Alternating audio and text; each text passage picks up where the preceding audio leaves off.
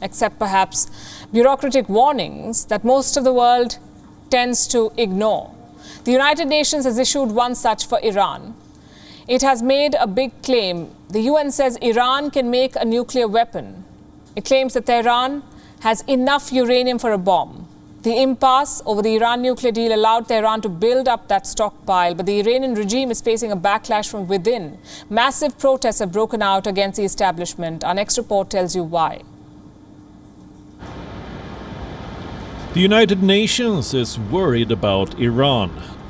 The world body has been probing the Iranian nuclear program, and it doesn't like what it sees.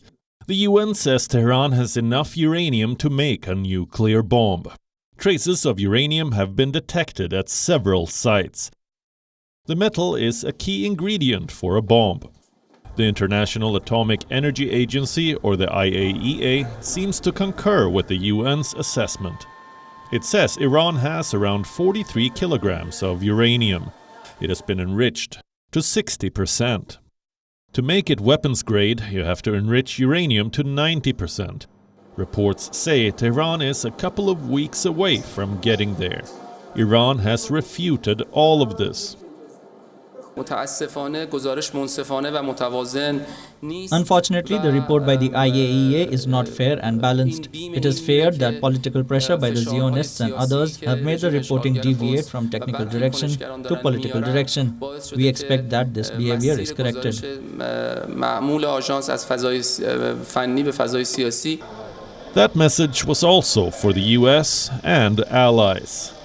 For more than a year now, they have tried to revive the Iran nuclear deal, but they haven't had much success. Tehran has demanded a major concession to return to the agreement. It wants the US to stop calling the Islamic Revolutionary Guard Corps a terrorist organization. Washington has been reluctant. So Iran continues to raise the stakes by enriching more uranium. It may be negotiating from a position of strength with the West. But within Iran, the regime is on weak footing. There is a growing public anger against Iran's political leadership. This month, the country has witnessed large-scale protests. Rising food prices forced thousands of people to hit the streets. Last week, the public anger boiled over. A 10-story building collapsed in southwest Iran. At least 31 people were killed. Once again, the Iranian establishment was blamed. Tehran tried to contain the damage. Iran's supreme leader Ayatollah Ali Khamenei dispatched an emissary to speak with the angry locals. It didn't end well. Ayatollah Mohsen Haidari al-Qasir tried to engage with the crowd. Hundreds had gathered to hear him at the same site where the building collapsed. The moment he started speaking, the crowd shouted him down. عزیزان آرامش خودتون رو رعایت کنید، حفظ کنید به احترام آبادان، شهدای آبادان و این عزیزانی که امشب همه ملت ایران سوگمند و عزادار اونهاست.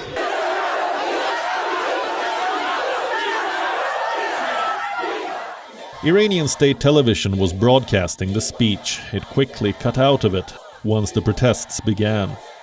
A crackdown by Iranian riot police followed. They fired at the protesters. In the past, Iran has managed to crush protests like these.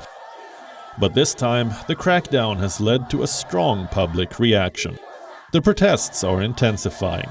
Amid the growing scrutiny of nuclear watchdogs, Iran's leadership is facing a serious challenge to its grip on power. WION is now available in your country. Download the app now and get all the news on the move.